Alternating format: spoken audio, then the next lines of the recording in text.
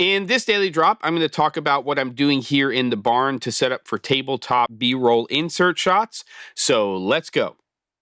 Okay, everybody, it is Wednesday here in the barn, and I am shooting this for Thursday's episode, very close to the weekly live stream. The whole purpose of that, of course, is community. It's for you to come together with other people, ask questions about projects that you have coming up, equipment you're considering purchasing, so on and so forth.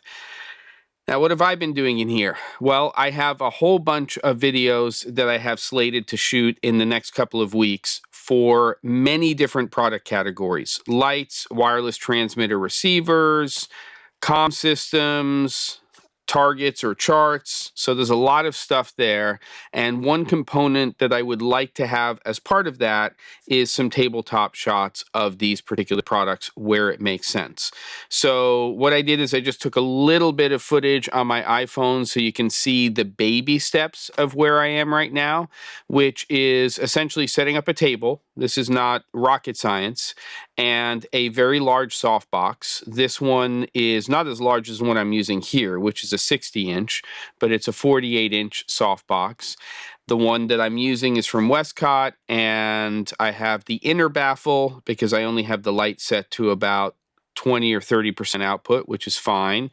Then I have the outside diffusion, which is very close to a magic cloth, but then in front of that, I do in fact have a magic cloth. So I'm kind of tripling up on the diffusion to make it super soft, keeping it very, very close to whatever product I'm shooting. The camera you're seeing here is not part of the product shots. It's just there as a placeholder. But that's sort of the first step. And you might see here in this shot that there's something on the right side of the frame. That's a grid that's on standby, because if I'd like to, and I still haven't figured this out, kind of flag off the light that's hitting the background, which is just a neutral gray background, then I may use that grid in that situation. Now, I may not. It all depends on sort of where I go with this.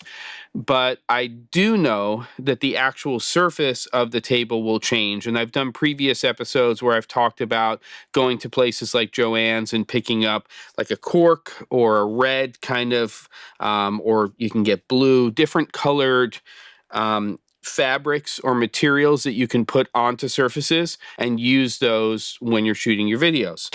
So I'll probably switch to something like that.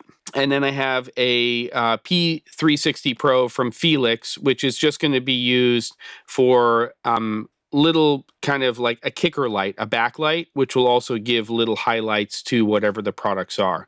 And you can see here, this is it with it on, now off, and then on again, so you can get a sense of what it's doing. None of the ratios for these lights are dialed in yet. Color temperatures aren't dialed in.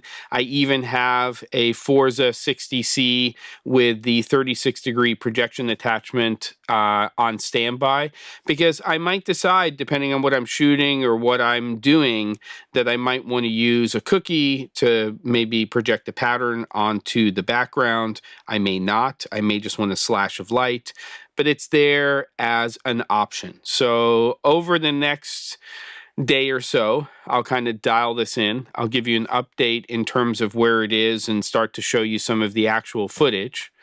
But at least that gives you an idea of what I'm working on right now. Don't forget to, and I'll see you on the next episode of The Daily Drop.